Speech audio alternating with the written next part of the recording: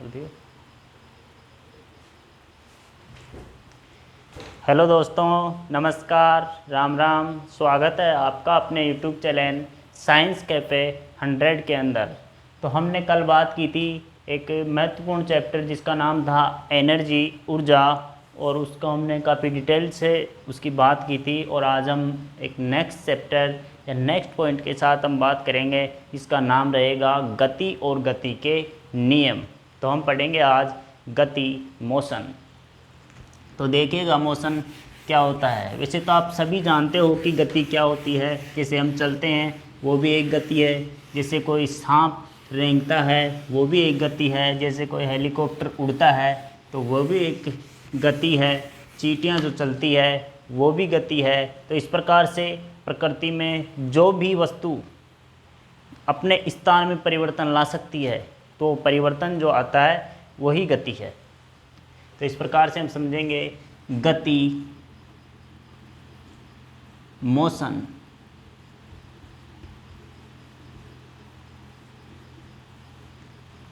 तो आपने समझा कि गति क्या होती है। जो व्यक्ति अपने स्थान में परिवर्तन ला सकता है या जो वस्तु अपने स्थान में परिवर्तन ला सकती है तो वो स्थान परिवर्तन जो होता है, जो स्थान परिवर्तन हुआ है वही क्या है, वो गति है। गति सापेक्ष भी हो सकती है और निरपेक्ष भी हो सकती है। सापेक्ष का सीधा सा अर्थ है वो किसी अन्य वस्तु के साथ गति करेगी, और निरपेक्ष वो एक विराम अवस्था या रेस्ट अवस्था के अंदर रहेगी। तो निरपेक्ष और सापेक्ष इस प्रकार से दो होती है।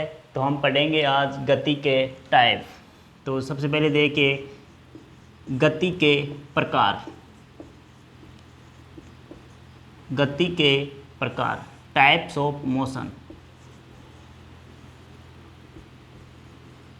Types of motion. तो देखिएगा टाइप्स ऑफ मोशन, गति के प्रकार। तो गति 3 प्रकार की होती है वैसे, और 3 प्रकार कौन कौन से हो गए। सबसे पहले जो होगा वो होगा सरल रेखीय गति। सरल रेखीय गति, या एक तो होगा on the basis of plane, यानी कि सतह के आधार पर गति।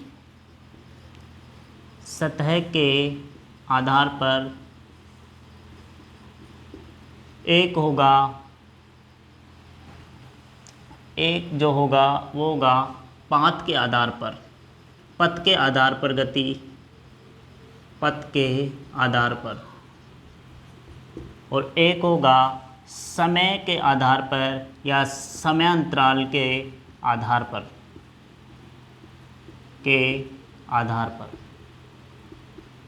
तो इस प्रकार से सतह के आधार पर गति जो होगी on the basis of plane, सतह के आधार पर ही आज हम गति को पढ़ेंगे। और बाकी जो समय अंतराल के आधार पर और पथ के आधार पर जो गति है उसका अध्ययन हम बाद में करेंगे। समय अंतराल के आधार पर भी 2 प्रकार की गति होती है, एक होगी कोणीय गति और एक होगी, और पथ के आधार पर जो होगी वो होगी घूर्णन गति, या इसे हम बाद में देखेंगे। सबसे पहले हम देखते हैं सतह के आधार पर। सतह के आधार पर जो गति होती है वो 3 प्रकार की होती है।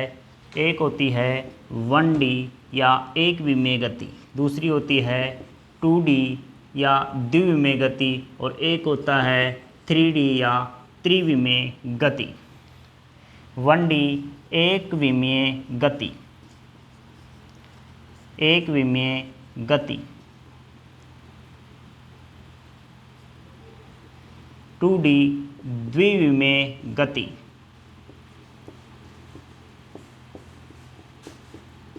और 3D त्रिविमीय गति। त्रिविमीय गति, एक विमीय गति। एक विमीय गति ये x तल में हो सकती है, ये y तल में हो सकती है, या ये z तल में हो सकती है। हम कहें तो ऐसा कह सकते हैं कि जो एक ही तल में होने वाली गति। अगर द्विविमीय गति की बात करें तो वो एक्स वाई तल में हो सकती है, वाई जेड तल में हो सकती है, या जेड एक्स तल में हो सकती है। और यदि त्रिविमीय गति की बात करें तो त्रिविमीय गति ये तीनों तलों के अंदर होगी। तो इस प्रकार से एक विमीय गति या तो x तल में होगी, या y तल में होगी, या z तल में होगी। और द्विविमीय गति की बात करें तो ये x y तल में हो सकती है, y z तल में हो सकती है, या x z तल में हो सकती है। और जो त्रिविमीय गति है वो x y और z तीनों तलों में होगी। एक विमीय गति, द्विविमीय गति और त्रिविमीय गति के अगर एग्जाम्पल हम देखें तो सबसे पहले हम एक विमीय गति की का एग्जाम्पल देखें तो स्वतंत्रता पूर्वक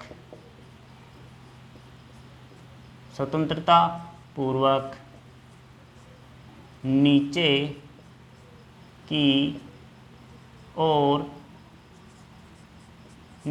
ओर फेंकी गई वस्तु की गति।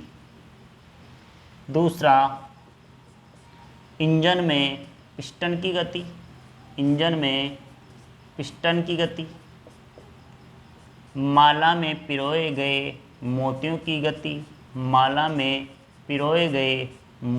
गति। इस प्रकार से हम देखते हैं एक विमीय गति के अंदर स्वतंत्रतापूर्वक कोई चीज़ नीचे की ओर फेंकी जब जाती है, इस प्रकार से स्वतंत्रतापूर्वक कोई वस्तु नीचे की ओर फेंकी जाती है तो ये कौन सी गति होती है? ये 1D गति होती है। माला में, इस प्रकार से माला में पिरोए गए मोतियों की गति कौन सी गति होती है? ये भी 1D गति होती है। और इंजन में पिस्टन की गति जो होती है, ये भी कौन सी होती है? ये भी 1D गति होती है। तो इस प्रकार से 1D गति के कुछ एग्जाम्पल है कि स्वतंत्रतापूर्वक नीचे की ओर फेंकी गई वस्तु की गति, और इंजन में पिस्टन की गति, माला में पिरोए गए मोतियों या मूंगों की गति। और द्विविमीय गति के अंदर हम देखें तो एक होता है सांप, चींटी या कीटों की गति। इसी के अंतर्गत आती है सांप, चींटी या कीटों की गति। और त्रिविमीय गति जो है इसके अंदर देखें अगर 3D के अंदर तो ये मुक्त आकाश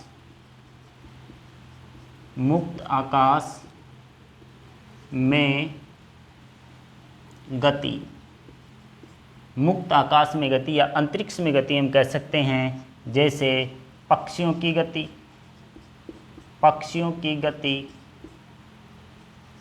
एरोप्लेन की गति। और इस प्रकार से हम देखते हैं पक्षियों की गति, एरोप्लेन की गति और हेलीकॉप्टर की गति। और यदि द्विविमीय गति के अंदर देखें तो इसमें रॉकेट की गति को शामिल किया जाएगा, रॉकेट की गति। तो इस प्रकार से हमने सतह के आधार पर गति के प्रकार पढ़े हैं। तो गति के प्रकार 1D गति, 2D गति और 3D गति होती है। तो इस प्रकार से हमने देखा एक विमीय गति जो एक ही पथ में हो या एक ही तल के अंदर हो, द्विविमीय गति जो दो तलों के अंदर हो, जैसे एक्स वाई या वाई एक्स वाई के अंदर हो सकती है, वाई जेड के अंदर हो सकती है, या जेड एक्स के अंदर हो सकती है। जैसे एग्जाम्पल के तौर पर देखा जाए तो सांप की गति, चींटी की गति, कीटों की गति और रॉकेट की गति, इस प्रकार से हम देखते हैं। और त्रिविमीय गति जो कि एक्स वाई जेड तीनों तलों में होती है, और एक्स वाई जेड तीनों तलों में जो गति होगी वो मुक्त आकाश या अंतरिक्ष में गति को हम कह सकते हैं पक्षियों की गति, एरोप्लेन की गति या हेलीकॉप्टर की गति। और अब हम चलते हैं आगे, गति के नियम अब हम पढ़ने वाले हैं। गति के नियम, हमने सतह के आधार पर गति पढ़ी और इसी के अंतर्गत हम पढ़ेंगे गति के नियम। वैसे गति के समीकरण भी है जो हम पढ़ेंगे, वो हम थोड़ा बाद में पढ़ेंगे। पहले हम पढ़ते हैं गति के नियम।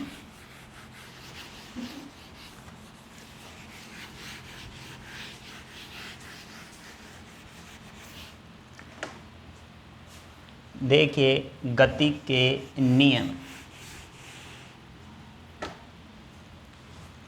गति के नियम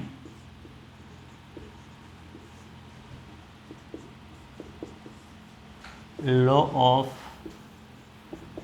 मोशन।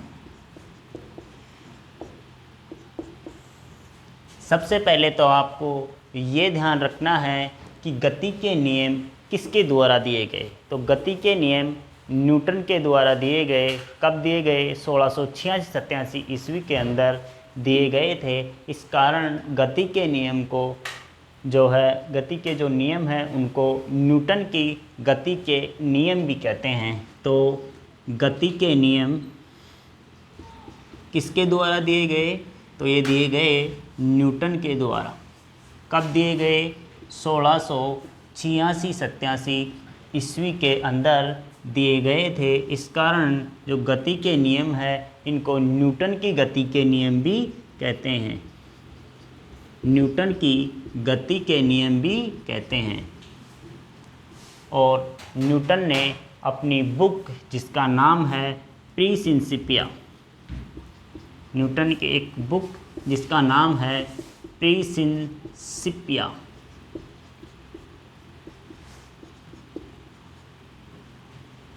प्रिंसिपिया के अंदर इन्होंने अपने गति के नियम दिए। न्यूटन ने कुल गति के 3 नियम दिए और वो नियम कौन कौन से हैं? पहला है जड़त्व का नियम। जड़त्व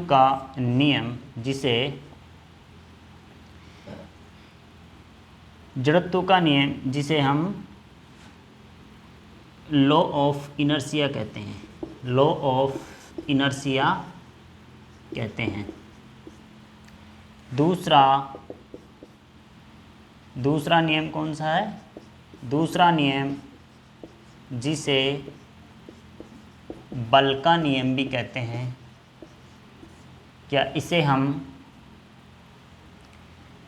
हम संवेग का नियम भी कहते हैं।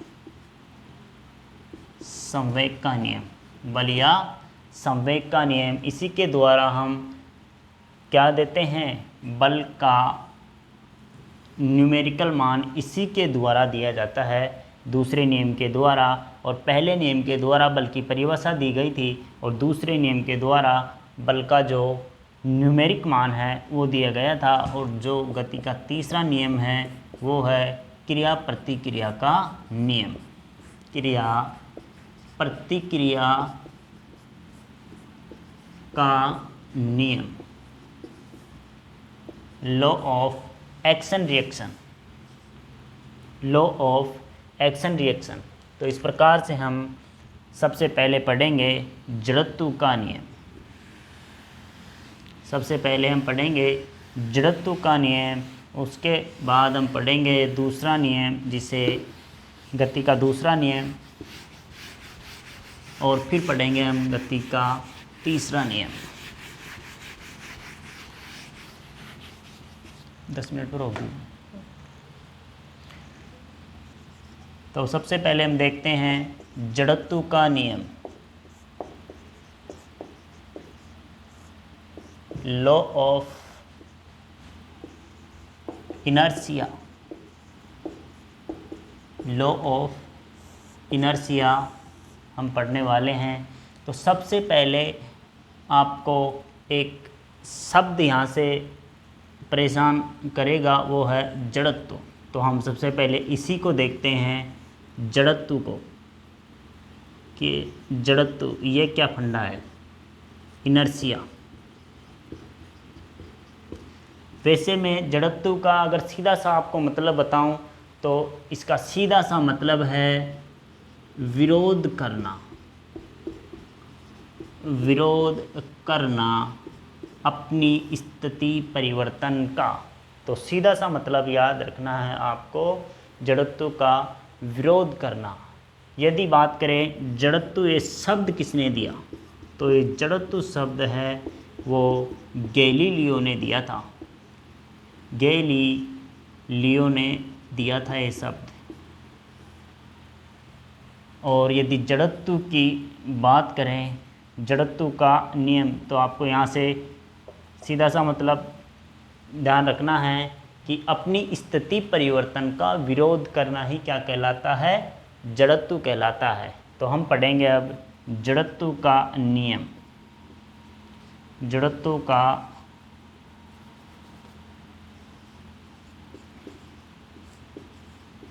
अब देखते हैं जड़त्व का नियम की जो परिभाषा है वो क्या कहती है। तो जड़त्व के नियम की परिभाषा कहती है कि मान लीजिए कोई वस्तु है इस प्रकार से, और ये अभी स्थिर अवस्था में है, तो ये तब तक स्थिर अवस्था में रहेगी जब तक कि इस पर हम कोई बाह्य बल नहीं लगा दे। तो इस प्रकार से हम समझते हैं कि जड़त्व का नियम वस्तु का वह गुण जिसके कारण कोई वस्तु यदि स्थिर है तो वह स्थिर ही रहना पसंद करेगी, और यदि कोई वस्तु गतिशील है तो गतिशील रहना ही पसंद करेगी जब तक कि उस पर कोई बाह्य बल आरोपित नहीं हो जाए। तो यहाँ से हम बात करते हैं जड़त्व के नियम की, तो हम कहेंगे यदि कोई वस्तु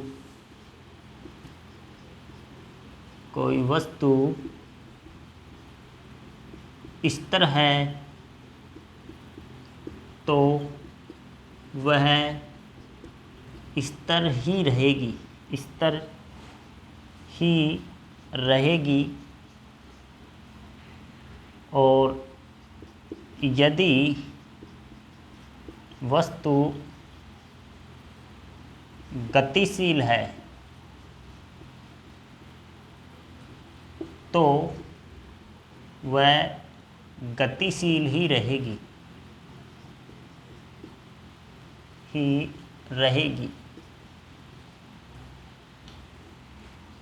जब तक कि उस पर कोई बाह्य बल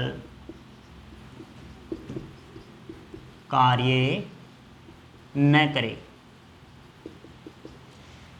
तो आपको ध्यान रखना है कि जड़त्व का नियम, यदि कोई वस्तु स्थिर है तो स्थिर ही रहेगी, और यदि कोई वस्तु गतिशील है तो वो गतिशील ही रहना पसंद करेगी जब तक कि उस पर कोई बाह्य बल कार्य न करे।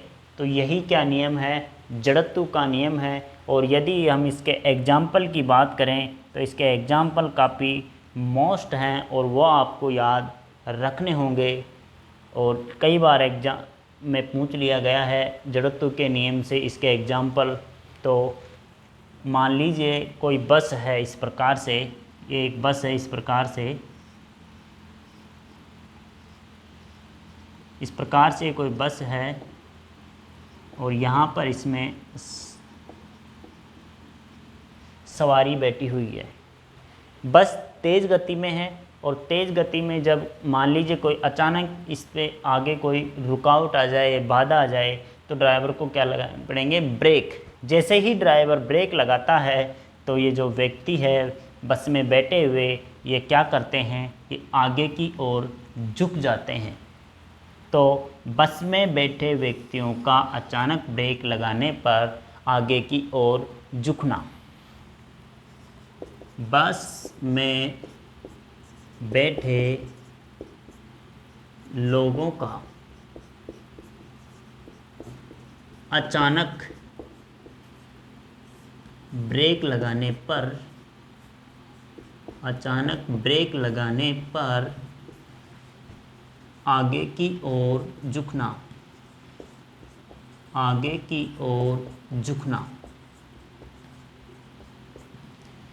दूसरा एग्जाम्पल देखिए इसका। ये मान लीजिए कोई पेड़ है इस प्रकार से अपने पास में कोई पेड़ है, और यदि पेड़ को हम जैसे ही पकड़ के हिलाते हैं तो यहाँ से जो पके हुए फल हैं वो क्या होते हैं, नीचे की ओर गिर जाते हैं। तो पेड़ के टहनियों को पकड़कर हिलाने पर पके हुए फलों का नीचे की ओर गिरना। तो यहाँ से जो दूसरा पॉइंट है वो लिखेंगे आप, पेड़ की डालियों या टहनियों को, डालियों को या टहनियों को आप जो भी समझे वो समझ सकते हैं। डालियों या टहनियों को पकड़कर हिलाने पर पके हुए फलों का नीचे गिरना। और भी एग्जाम्पल हैं, और इसके और जो एग्जाम्पल है हम ऊपर की ओर देख लेते हैं।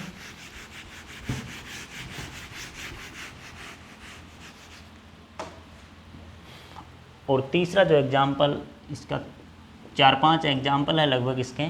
मान लीजिए कोई ये इस प्रकार से एक घुड़सवार है, वैसे घोड़ा अच्छा नहीं बना, शायद हो सकता है ये लंबी दूरी तय करवा दे। तो ये इस प्रकार से एक, ऐसे हमने एक घोड़ा बनाया है, वैसे तो काफ़ी सुंदर घोड़ा लग रहा है ये। और यहाँ से इस पर एक कोई ये घुड़सवार बैठा है। घोड़ा इस तरह भी इसने चलना शुरू नहीं किया, जैसे ही घोड़ा चलना शुरू करेगा तो ये घुड़सवार है ये पीछे की ओर होना। तो अचानक घोड़ा जैसे ही चलना शुरू करेगा तो घुड़सवार क्या होता है, पीछे की ओर झुकना, घुड़सवार का पीछे की ओर झुकना। तो यहाँ से आप ध्यान रखेंगे, घुड़सवार का घोड़े के अचानक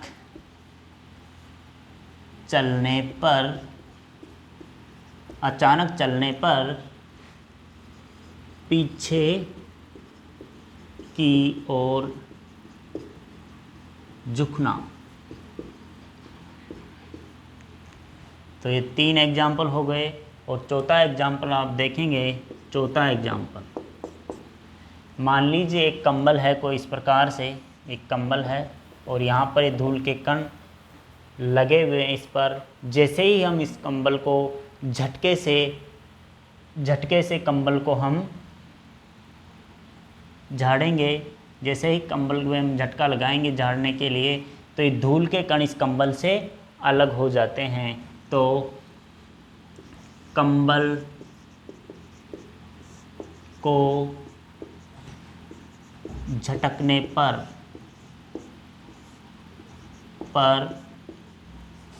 धूल के कणों का अलग होना, धूल के कणों का अलग होना।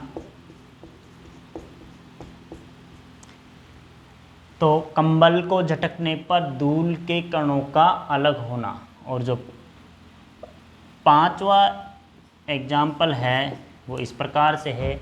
मान लीजिए ये कोई एक अपने पास में एक वर्ताकार पथ है और इस वर्ताकार पथ पर जैसे ही कोई गाड़ी तेज़ गति से इस पर घूमेगी तो जो इसका जो सवार है या इसका ड्राइवर है उसका बाहर की ओर झुकना। तो वर्ताकार मोड़ पर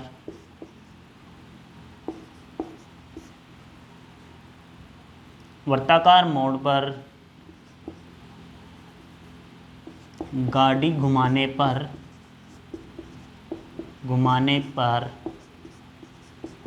ड्राइवर का या सवारियों का, ड्राइवर का या जो उसमें बैठी सवारियों का बाहर की ओर झुकना। तो इस प्रकार से हमने जड़त्व का नियम देखा और उससे संबंधित हमने 4-5 एग्जाम्पल्स की बात की। तो जड़त्व का नियम आप ध्यान रखना, यदि कोई वस्तु स्थिर है तो वह स्थिर ही रहेगी, और यदि वस्तु गतिशील है तो वह गतिशील ही बना रहना चाहती है जब तक कि उस पर कोई बाह्य बल कार्य न करे। तो इस प्रकार से हमने जड़त्व के नियम की बात की। उसमें सबसे पहला एग्जाम्पल हमने देखा कि बस में बैठे व्यक्ति का अचानक ब्रेक लगाने पर आगे की ओर झुकना।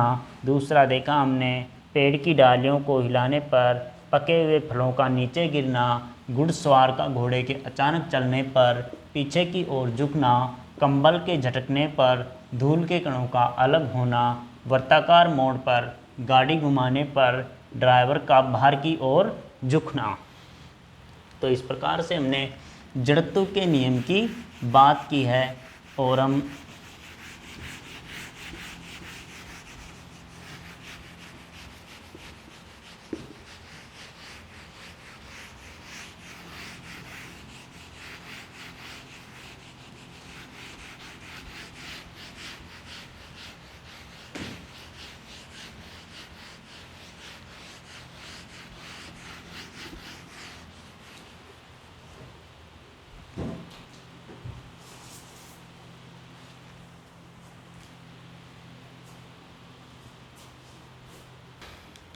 हमने गति के पहले नियम की बात कर रही, जिसका हमने पढ़ा जड़त्व का नियम। अब हम पढ़ेंगे गति का दूसरा नियम। गति का दूसरा नियम,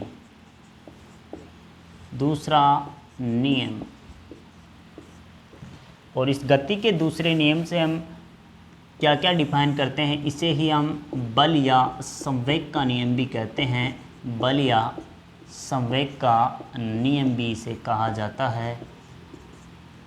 और गति का जो दूसरा नियम है उसमें बल या संवेग का नियम हम इसे कहते हैं। तो हमें सबसे पहले जो पढ़ना होगा वो पढ़ना होगा हमें संवेग या मोमेंटम। संवेग या मोमेंटम हमें पढ़ना होगा। तो संवेग या मोमेंटम क्या होता है, देखिए इस प्रकार से संवेग या मोमेंटम जो होता है, जो संवेग होता है इसे हम P से डिफाइन करते हैं, और ये होता है द्रव्यमान। किसी वस्तु का संवेग उसके द्रव्यमान और उसके वेग का गुणनफल होता है। तो यहाँ से हम कह सकते हैं कि P बराबर mv। संवेग क्या हुआ, P बराबर mv। और यदि इसका मात्रक देखें तो मात्रक क्या होगा, किलोग्राम इंटू मीटर प्रति सेकेंड। और यदि इसके विमा की बात की जाए तो इसकी विमा क्या होगी, तो इसकी विमा होगी m1 m0 L1 t-1। ये वेग की विमा, ये द्रव्यमान की विमा। तो दोनों को हम जब सम्मिलित करेंगे तो ये बनेगा m1 L1 t-1। तो इस प्रकार से संवेग की जो विमा हो गई वो हो गई m1 L1 t-1।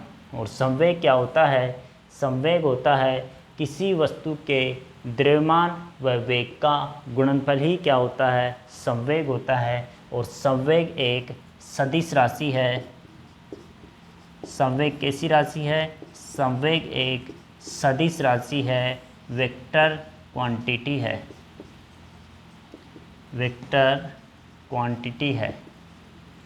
अब ये वेक्टर क्वांटिटी क्या होती है, वेक्टर क्वांटिटी सदिश राशियाँ क्या होती है। सदिश राशियाँ ये अपने मात्रक के साथ साथ अपनी दिशा पर भी निर्भर करती है। जैसे ही संवेग हम कहेंगे कि संवेग इस दिशा में है तो संवेग पॉजिटिव, यानी कि इस दिशा में जो वेग होगा वो पॉजिटिव होगा। और यदि हम इस दिशा में हैं तो वेग निगेटिव, तो संवेग भी क्या होगा, निगेटिव होगा।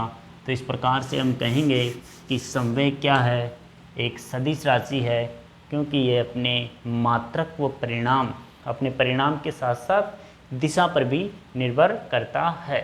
तो हम आगे जो है गति का दूसरा नियम, इसे हम बाद में पढ़ेंगे। वैसे तो गति का दूसरा नियम होता है संवेग में जो परिवर्तन की जो दर होती है वो किसके बराबर होती है? संवेग परिवर्तन की दर आरोपित बल के बराबर होती है।